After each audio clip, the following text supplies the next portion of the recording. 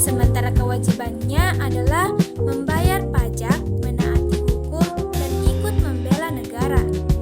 Hak dan kewajiban harus berjalan seimbang, tidak bisa dipisahkan satu sama lain.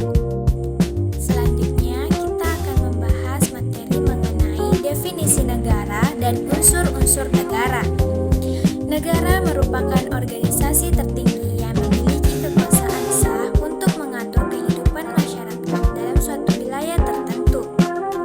Negara berfungsi mengatur, melindungi, dan mewujudkan kepentingan bersama rakyatnya. Menurut Jean Bodin, negara adalah kekuasaan tertinggi yang tidak tunduk pada hukum lain. Menurut Max Weber, negara memiliki monopoli kekuasaan secara sah dalam suatu wilayah. Dan menurut Harold Jelaski, negara adalah masyarakat yang diintegrasikan oleh wewenang memaksa yang sah.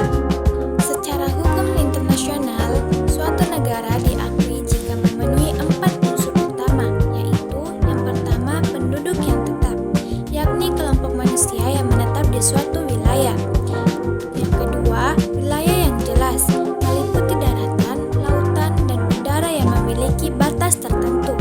Yang ketiga, pemerintahan yang berdaulat, yang mampu menjalankan hukum dan menjaga ketertiban tanpa campur tangan yang asing. Yang keempat, kemampuan menjalin hubungan internasional sebagai bukti pengakuan dan eksistensi di mata dunia.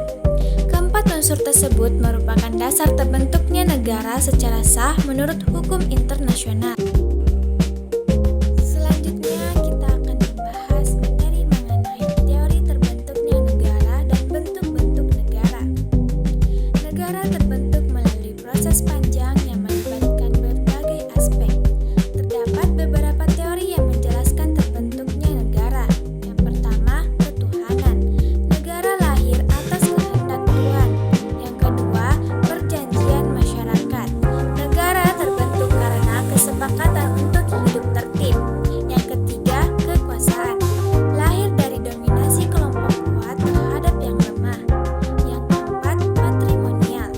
Berawal dari keluarga, berkembang jadi suku, lalu negara. Yang kelima, hukum alam. Negara berdiri atas dasar keadilan dan hak asasi manusia. Adapun bentuk-bentuk negara, yang pertama negara kesatuan, yaitu kedaulatan di tangan pemerintah pusat. Contohnya Indonesia, Jepang, dan Prancis. Yang kedua negara serikat atau federal, yaitu kedaulatan terbagi antara pusat dan negara bagian. Contohnya Amerika Serikat, Jerman, dan Australia.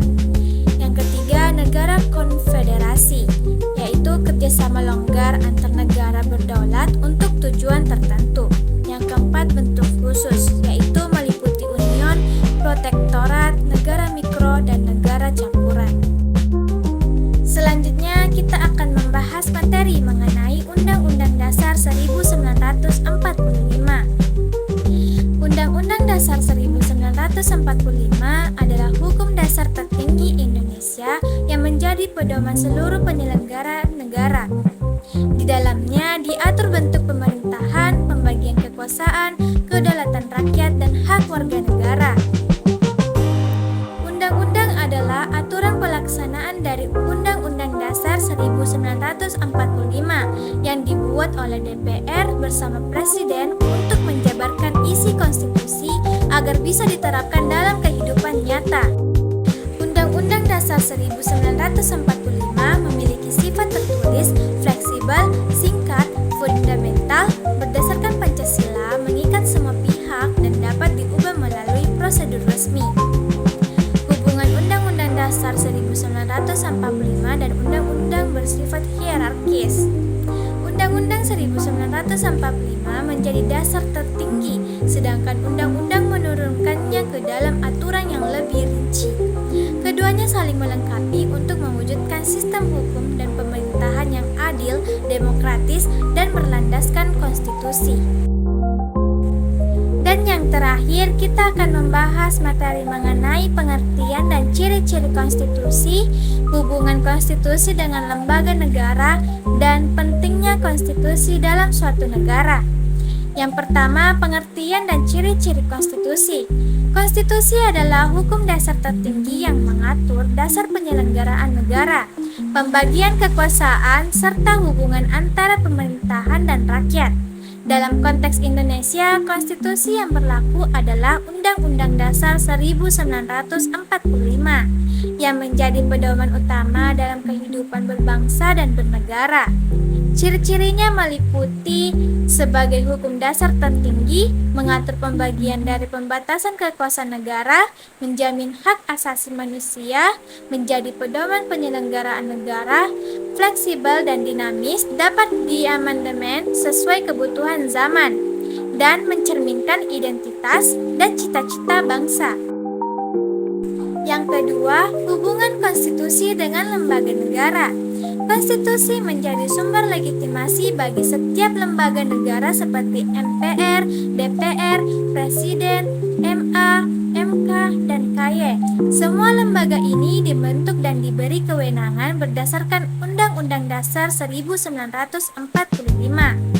Hubungannya meliputi konstitusi sebagai sumber legitimasi lembaga negara, pengatur hubungan antar lembaga negara dengan prinsip checks and balance agar tidak ada lembaga yang berkuasa mutlak, pengendali kekuasaan, memastikan semua lembaga tunduk pada hukum, dan pedoman moral dan etika kenegaraan, karena setiap kebijakan harus mencerminkan nilai keadilan dan kesejahteraan rakyat.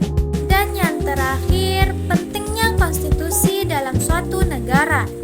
Konstitusi berperan sebagai fondasi utama kehidupan bernegara.